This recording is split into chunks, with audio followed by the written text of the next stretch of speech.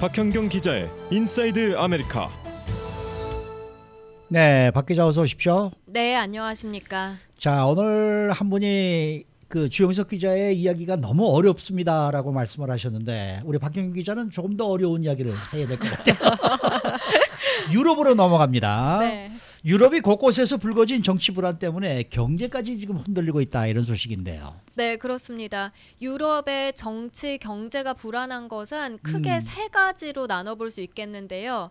이 세 나라, 영국과 프랑스 그리고 이탈리아입니다. 네. 그래서 영국은 브렉시트와 관련해서 지금 대혼란에 빠진 상태고요. 그리고 프랑스는 노란조끼 시위 때문에 지금 혼란입니다. 네. 마지막 이탈리아는 내년 예산안을 놓고 이 유럽연합, EU와 갈등을 빚는 모양새입니다. 네. 네. 네. 자, 그럼 맨 처음 브렉시트부터 저희가 좀 짚어볼 텐데요. 이 브렉시트의 이 불확실성이 앞으로 당분간은 지속될 전망이라면서요. 네. 네, 그렇습니다. 지금 문제가 되는 게 그러니까 이 테레사 메이 총리의 합의문이죠. 이 최근 며칠 보도해 드린 대로 이 합의안이 영국 하원에서 통과되지 못하고 있고 일단 표결이 연기됐는데요. 네. 근데 이 합의안이 영국 의회에서 통과하지 못하면 이제 영국이 EU에서 제대로 된 탈퇴를 할 수 없습니다. 네. 그래서 합의 없는 노딜 브렉시트를 맞이할 수 있고 또 브렉시트를 취소하기 위한 2차 국민 투표가 이뤄질 수도 있다. 이런 여러 가지 시나리오가 지금 쏟아져 나오고 있습니다. 네. 근데 이 합의안이 문제가 되는 것은 아일랜드와 북아일랜드 사이 국경 문제. 이것이 지금 이제 완전히 닫히지 않았기 때문 아닙니까? 네, 맞습니다. 그러니까 영국이 유럽연합에서 나오면 아하. 영국과 유럽연합 사이에서는 이제 사람과 물자의 이동이 좀 자유로운 그런 거를 제한하게 돼서 국경 통제가 이루어지는데요. 근데 문제는 아일랜드와 북아일랜드입니다. 그래서 지금은 다 EU에 속해 있는데 네. 브렉시트가 있고 나면 이제 아일랜드는 EU에 속하고요. 그다음에 아하. 북아일랜드는 영국에 속하는 겁니다. 네. 아하. 그렇게 되면 이제 EU의 회원국인 아일랜드 또 영국에 속하는 북아일랜드 그 사이에서는 국경 통제가 어떻게 그렇죠, 되느냐. 문제네요. 네, 그게 이제 의견 충돌이 이런 건데요. 네. 그래서 이제 메이 총리는 이제 지난달에 이와 관련한 해결책을 찾을 때까지는 이렇게 합의하자라고 한 겁니다.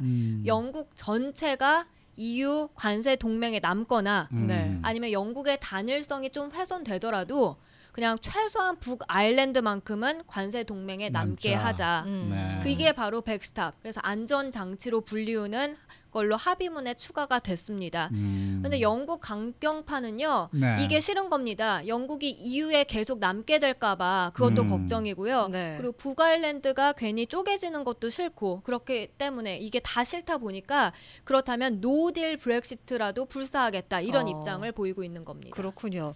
일단 뭐 이런저런 이유 때문에 이번 표결은 연기가 됐단 말이죠. 네네. 그러면은 표결은 다음에 언제 이루어지게 되는 거예요? 지금 메이 총리가 밝힌 게 다음 달 21일, 1월 21일 이전에는 표결을 다시 하겠다고 말했습니다. 네. 그래서 그 전까지는 어떻게든 지금 해결책을 마련해야 하는데요. 그래서 메이 총리는 앞으로 며칠 동안 EU 회원국 정상들과 만날 예정이라고 밝혔습니다.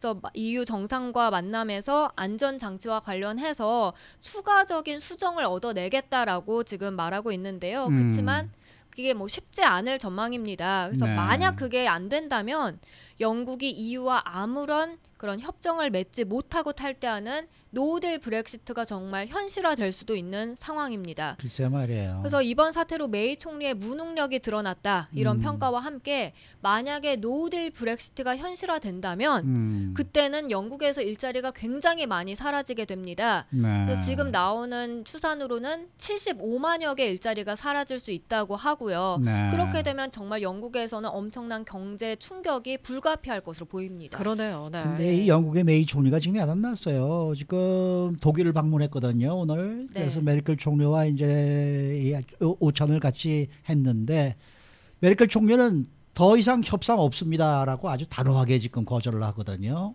그러니까 영국의 메이 총리의 입장이 지금 상당히 좀 곤란한 입장이 되고 마는 것 같아요. 이러다가 정말 영국이라는 나라가 이게 완전히 정말 어디 뭐 유럽도 아니고 뭐 그냥 단독으로 남고 뭐 이런 문제가 아니라 이러다가 완전히 고립되는 게 아닌가 이런 생각이 들 정도로 지금 심각한 문제인 것 같습니다. 네, 맞습니다. 근데 이 프랑스도 지금 또 문제가 또 커요. 그렇죠. 예? 네. 이제 엠마누엘 마크롱 대통령은 이제 드디어 이제 어제 노란 조끼에 이제 굴복을 하고 말았는데. 네네. 네. 마크롱 대통령이니까 한 달 동안 이어져 왔던 이 노란 조끼 시위에 무릎을 꿇었습니다. 네.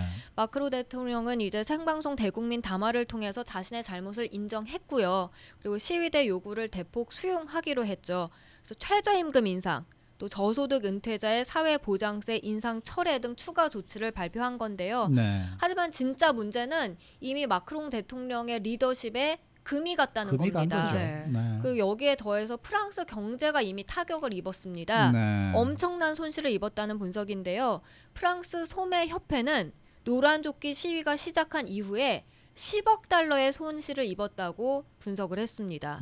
그래서 특히 요식업 장사 같은 경우 아하. 최소 20에서 많게는 50%까지 줄은 것으로 나타났고요. 네. 또 프랑스 중소기업협회 회장은 시위에 따른 회원 업체 전체 손실이 100억 달러에 달한다라고 밝혔습니다. 엄청납니다. 네. 그리고 프랑스 관광업으로 유명하지 않습니까? 네, 네, 근데 네. 관광업 역시 이 노란조끼 시위 때문에 직접적인 타격을 입었다는 분석입니다. 그렇군요. 이런가 하면 또 이탈리아에서는 EU하고 갈등을 빚고 있잖아요.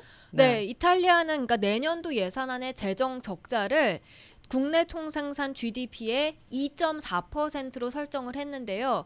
이게 전임 정부 시절보다 3배 더 많은 것입니다. 네.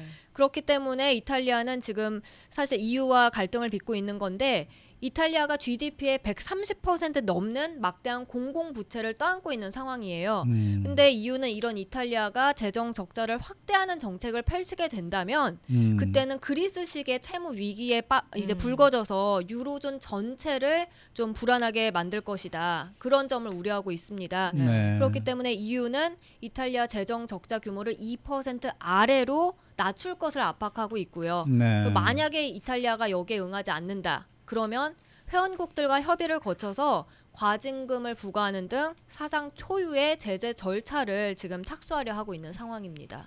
그러니까 뭐 지금 유럽에서 영국이나 프랑스, 이탈리아가 이렇게 지금 정치 경제가 이제 뒤 흔들리면서 유럽에만 지금 문제를 주고 있는 게 아니라 이게 전 세계적으로도 영향을 미칠 것이다. 이런 전망이 지금 나오고 있는데 또 그렇지 않을 것이다라는 얘기도 또 나와요. 네, 어떻게 반반입니다. 보세요? 네. 일단 유럽 경제가 이 세 나라에서 불거진 정치 경제 불안 요소 때문에 몸살을 앓고 있는 건 맞는데요. 근데 특히나 브렉시트를 지금 둘러싼 불확실성 또 이탈리아 위험 때문에 네. 위험 자산에서 투자자들이 급격하게 탈출을 하면서 네. 시장 변동성이 커질 수 있다. 이런 우려가 일단 제기가 되고 있고요. 네. 그리고 만약 영국이나 아니면 또 유럽 은행들이 부실화하게 된다면 음. 여기에 노출된 미국 은행 그리고 또 다른 나라 은행들까지도 이제 위기가 전염될 수 있다. 그러면 위험이 전 세계적으로 번진다는 겁니다. 네. 하지만 또 타격이 없는 건 아니겠지만 그 정도까지는 아니다라는 분석은요.